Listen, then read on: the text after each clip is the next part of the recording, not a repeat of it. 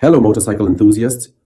Today, our video is exclusively once about the air cutoff valve. I will explain a bit about its function and have specifically selected a carburetor for this purpose. You can already see a lot of hoses here with much visible from the outside. Otherwise, it is usually directly attached to the carburetor housing. And here it can be illustrated a bit better. And that's why I chose this carburetor. Let's get started right away. What is this air cutoff valve for? It's actually a very simple matter. You're riding now. Giving it plenty of throttle, the throttle valves are open, and naturally, the slides would also be up. And now a driving situation arises where you suddenly completely release the throttle. The engine brakes, and then you might know this. It often backfires from the exhaust. This happens when the mixture, which still enters the intake tract through the idle system, is too lean. And because enriching the mixture is difficult, this is done via the air cut valve, which removes part of the air, thereby enriching the remaining fuel-air mixture. Now I'll show you the first hose. It goes from this fitting here, the fitting is open here in the intake area, and it goes to the air cut valve. So, when the throttle valve is suddenly closed, the strong vacuum created is directed through this hose to this housing. I'll explain what happens inside in a moment. For that, I'll take it apart again. Then there's another thick hose here. It attaches up here and goes over here, and then I need to show you it's connected to the fitting down there. That's the one, so it gets fresh air from here. And then there are two more hoses. One goes down here, and the other runs up here. That's the thin one. And I'll show you that too. It goes down there, sort of, oh, now it's getting tricky with the light. Ah, great. It goes down there to the same spot. You can see it there. Fantastic. Like here. If you could come over here again, please. This is, so to speak, from the carburetor. The carburetors are built the same way. It's the same spot. So, now you've seen from the outside what hoses are attached there. And now I'll take this apart a little bit, and then I can explain the function to you. So folks, as promised, I've unscrewed this a little bit now. And now let's first take another look at what's happening here and where, and then I'll also explain to you how it works exactly. So, the idle system of your carburetor gets here. In this shaft is normally the idle jet. The jet is in there, which I've now removed, the fuel, and up front here you see two openings. And now I want to get in there, and it's the left opening, then you should see a small light. Yes, indeed, you can see it from there. The air. So, this air comes from up front here. Yes, we just looked inside, and it goes through this channel.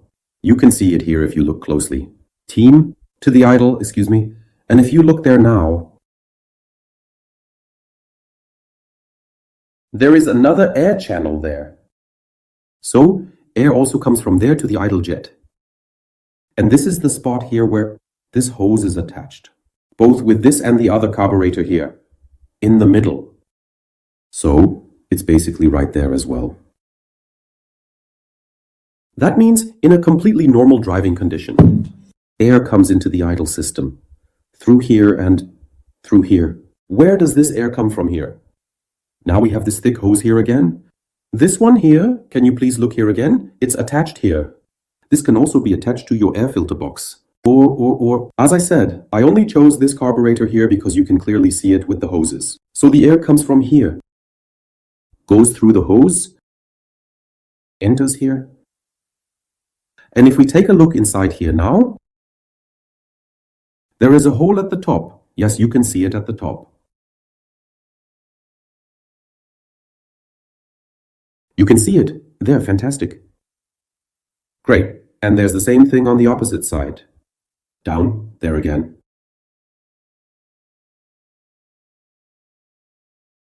The air comes from here, flows in here, and goes up and down. And up and down means nothing other than once. This way. And once through the dune tube to the same spot.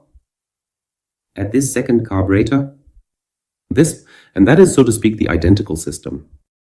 That means there is a defined amount of air that must pass through here and is supplied to the idle system. Now what I just talked about happens. You are driving, you give it a good amount of throttle, and then suddenly close the throttle completely. A large vacuum is created, and this vacuum is directed through this hose to this hole here. And this vacuum, as I will show you shortly, ensures that these two holes are closed. This means that the amount of air is limited to the air that can pass through here. So not both systems are used anymore, only this one. As a result, because there is less air, with the same amount of fuel, the fuel-air mixture becomes richer, and the popping in the exhaust is prevented during this coasting operation. So that is the underlying concept of this air cut valve. So if you look closely here, you see this 3 small nipples, 3 small elevations, and they are important for allowing the air to flow. At the membrane, here is this small piston with the rod and here a disc. And this disc with the edge sits on these nipples. This means that the air comes out here and then flows in here. Because in the resting state, so to speak, this is inside here. And then there is a strong spring from the back here, which presses against it. And then the cover is on. A note, if you disassemble this, you need to hold it firmly here, because otherwise this will fly across the room.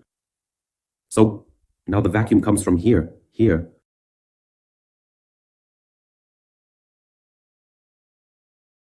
through this hole. It then goes in there and is directed behind the membrane. And the vacuum is so strong that it ensures the membrane is forced out here against the spring force, so to speak. I can only show you like this. It's naturally hard to see. Please be very, very careful with the membrane. I already have a new one here, so I can be a bit rough because this one is broken anyway. I'll show you that in a moment as well. And now, when the membrane is pulled out, in the normal state, this piston is so far back that the 2 holes you saw are open. So the air jumps past here, goes in here, and then goes up and down. And when the vacuum is so strong that the membrane is sucked downwards, then the piston is pulled out and thus closes these 2 holes. That's basically it. As I said, it's hard to make visible.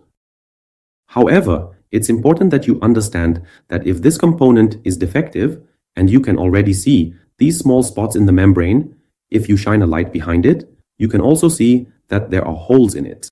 So if there are holes in it, you automatically have false air in the system through this line, which is attached here on the intake side. That means the motorcycle doesn't run properly. It's hard to explain. I hope you have understood it now. If not, just leave a comment or feel free to send me an email. It's important to know, quite simply, that this needs to function properly. If this is not in order with this membrane, or if the O-ring is missing here, which seals this, then you have a false air problem here. Regarding the O-ring, there's one more thing to mention. Can we get a bit closer here?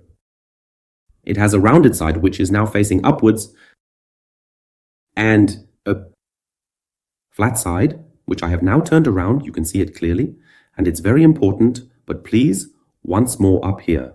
The flat side goes in here, and the rounded side points outwards, so take a look. Yes, I'll gladly link it for you in the video description. Please make sure to check it out.